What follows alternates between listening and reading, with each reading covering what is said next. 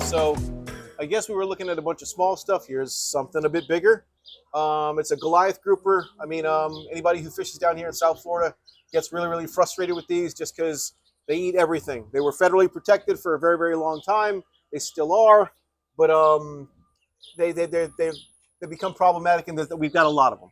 But it makes a fun piece because, you know, if you're fishing and you're on a wreck or something, and a Goliath grouper comes up like a dump truck and eats what you're catching, you know, has happened to pretty much everyone down here. So this one's chasing a permit, and there's two more permit that are going to be over here. It's a piece of bishop wood.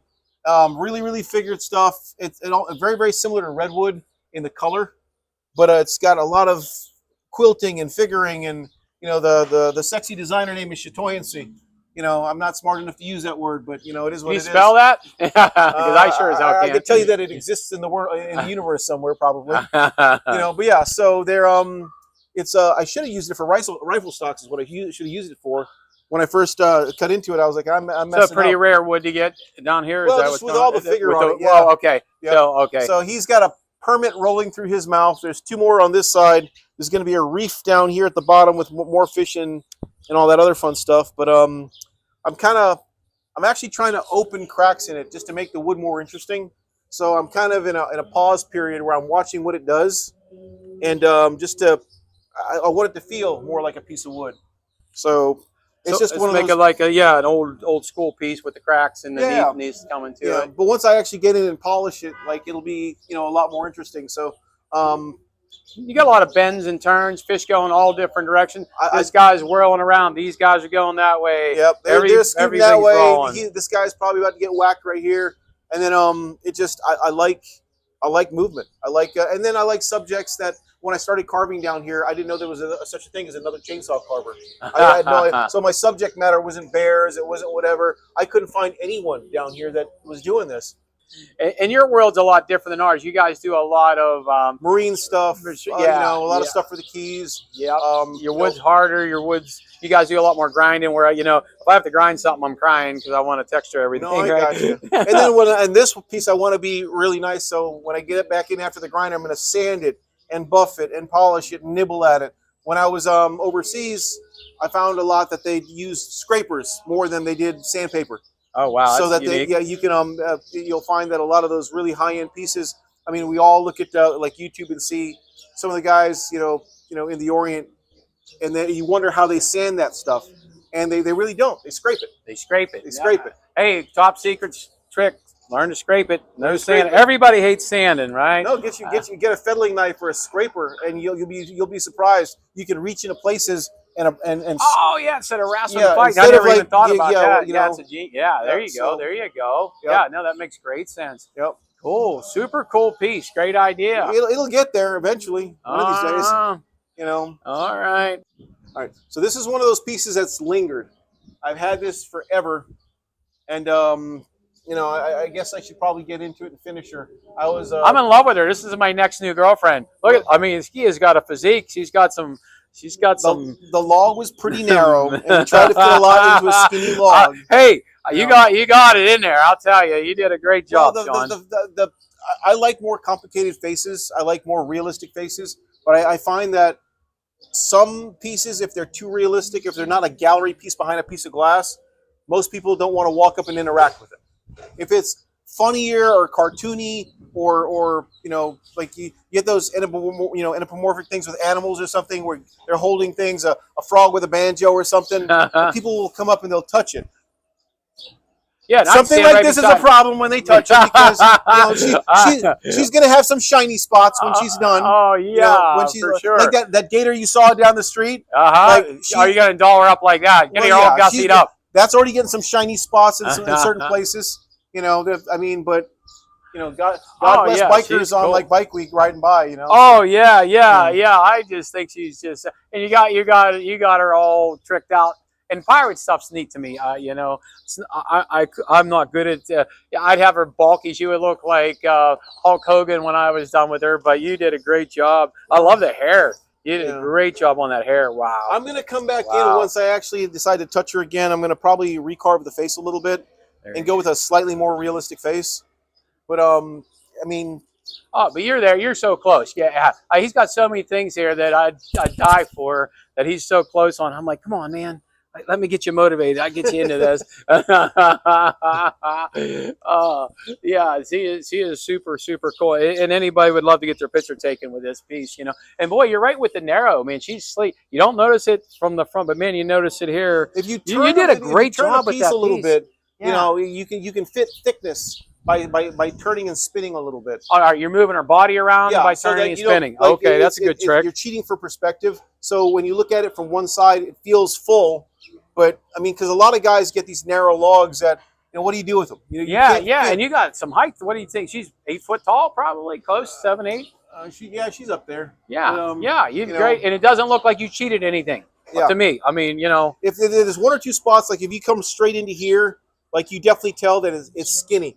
But you get everything you can out of that log. Yeah, no, but it's not no.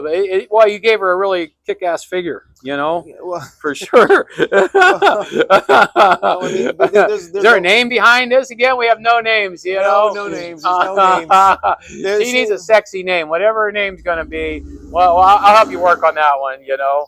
I'll let you name her. I'll let you name her. Maybe Hooter. Yeah, well, there you go. Awesome. Have you been to Hooters lately? No. Last time I was there, the girl was pregnant and waited on us. I swear to you. Hooters apparently is doing that whole all-inclusive whatever thing now, where it's not really. Oh no! You know, it's not I really, ruined a good thing. My gosh. Well, I mean, you're gonna break my heart. You know, yeah, I got it. You might actually have to go there for wings now. Yeah, there you go. Yeah, awesome. Great job, Sean. Great job, brother. Thank you. So you got another piece of eucalyptus, and that lady was eucalyptus too. Yeah. So. Well, this one is yet another piece that's hung around and lingered.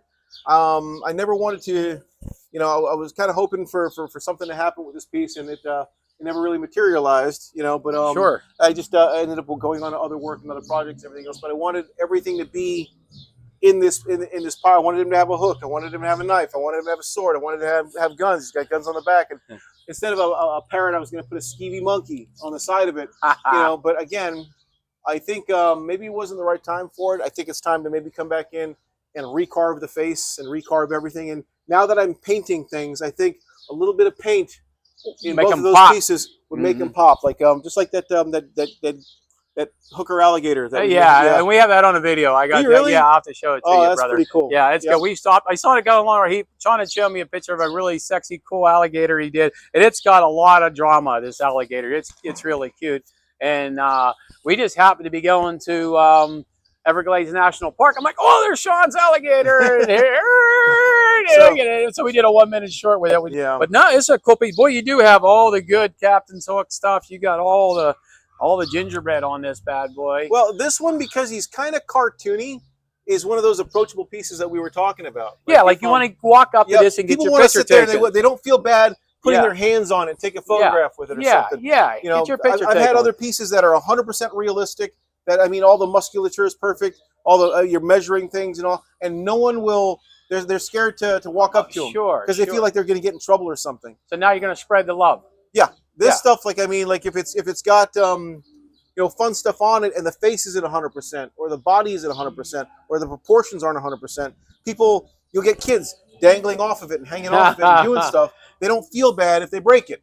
You know? I know exactly what you're saying. That's something most people wouldn't even think about or talk about. You've done a lot of museum pieces and stuff like that, so that's a whole different. When you do like bronzes or busts or something like that, where the person's like face needs to be really, really important, then But like on a piece like that, it's everybody, it's a lovable piece. That's what I feel like. It's very lovable for everyone.